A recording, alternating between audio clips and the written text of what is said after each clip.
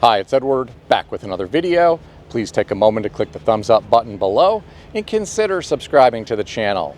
Thank you for your support. Today, I watched an interesting video put out by Reventure Consulting.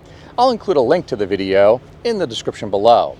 Nick from Reventure Consulting said, major housing markets are selling off across the United States. Inventory is skyrocketing. Sellers are cutting prices in some cities, and he said values are going to drop hard. He said this will create buying opportunities. Well, my friends, this may be good news for people on the sidelines with cash to invest, but bad news for people who bought at the top of the market, hoping to speculate and make a quick buck. The cities that Nick listed include Nashville, along with Salt Lake City, where prices are projected to drop 6.1%. Phoenix was also on the list, and it has over 20,000 homes for sale right now. This is the highest inventory in a decade. Jacksonville, Florida has over 10,000 homes on the market. This is pushing down values as much as 20% in some cases. San Antonio has seen a 6.2% correction already, and over 12,000 homes are on the market there. Orlando, Florida has seen prices drop by 2% year over year. Approximately 14,000 homes are listed in that area right now. This is the most since the last crash. Wow. The Dallas market is estimated to be overvalued by 24%. Around 30,000 resale homes are on the market there. Tampa, Florida has over 20,000 homes on the market. Austin, Texas has already corrected, but it's still around 7.2% overvalued.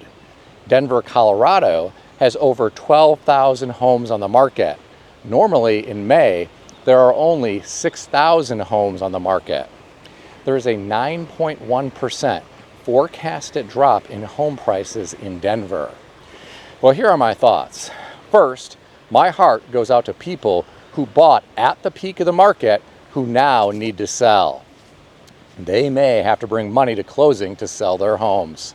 We haven't heard about that for a long time, but it could become the new reality in some markets across our country. Now, why would some people need to sell? Well, they may need to move for a new job. There may be a couple getting divorced, and each person can't afford the house on one income.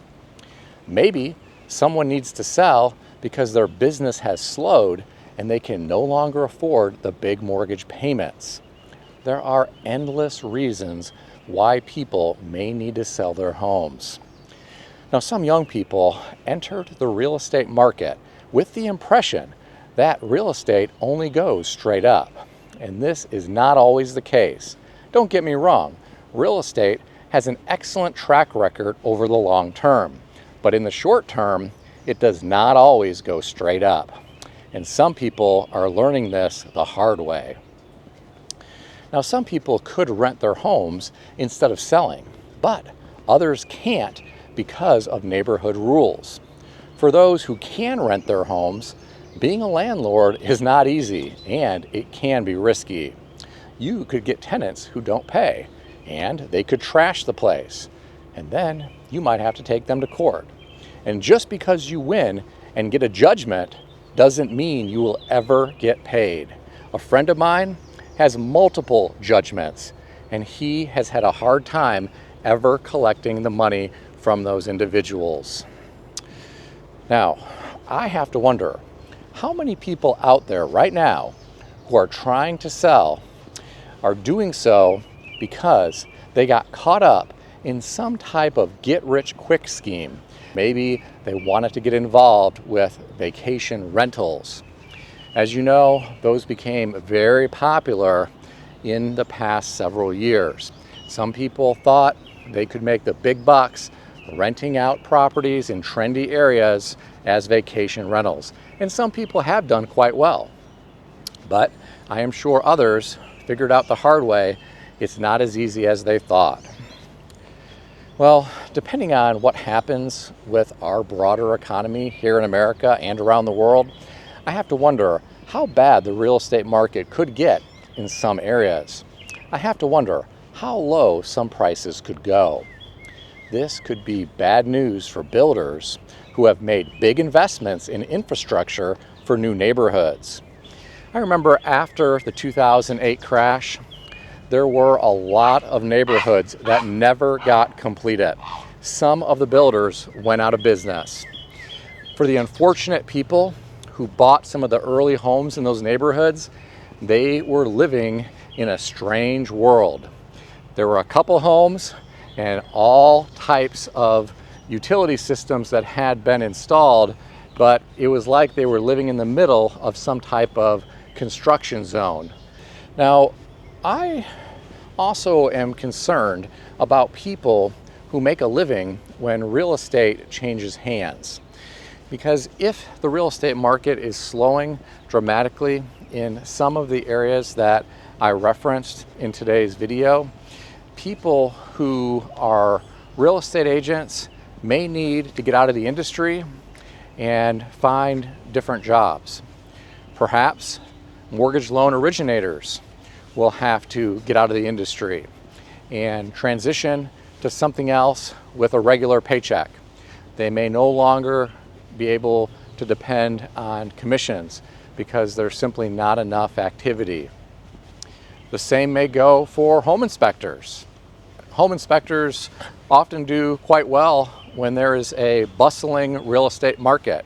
But when the market starts to slow significantly, some of these inspectors may not have enough business to be able to support their families, and they may have to go looking for other work. Then there are all of the people who provide services such as painting, roofing, windows, doors. All of these folks can stay quite busy when the market is doing well, because when someone buys a new home, they often will hire these people to come out and make upgrades. Or if someone's going to sell a home, they may need to prepare it in order to put it on the market. And they may have to hire these types of professionals to come out and provide services. And those people who are providing services, they go to these big retailers to buy supplies. And those big retailers hire a lot of people to work there. If there are fewer people buying supplies, they may not have a need for as many employees. And unfortunately, some people may not be able to get the hours they need to be able to cover their bills, and they may need to go looking for other employment. The problem is, there are not always good jobs in some areas of the country. Some people may have to relocate. Others may have to go looking for some type of virtual work. However, as many of you know, a lot of companies are getting away from that. A lot of people are pushing the back to work trend. Get back into the office or see you later. So I have to wonder how this is all going to end up. Right now, it seems as though we are starting to see some cracks develop in the real estate market. Only time will tell if these cracks get worse. Let's hope we don't see a repeat of what happened in 2008, 2009, and beyond. Those were some dark times financially. A lot of people and a lot of businesses were impacted. Many individuals lost it all. Others had to change their lifestyles dramatically. It was not a good time, and I don't want that type of scenario to play out again, because I think it would cause a lot of problems for a lot of people and a lot of businesses. But that's just what I think, and what do I know? I'm just some guy on YouTube. What do you think about all this? Share your thoughts in the comment section below.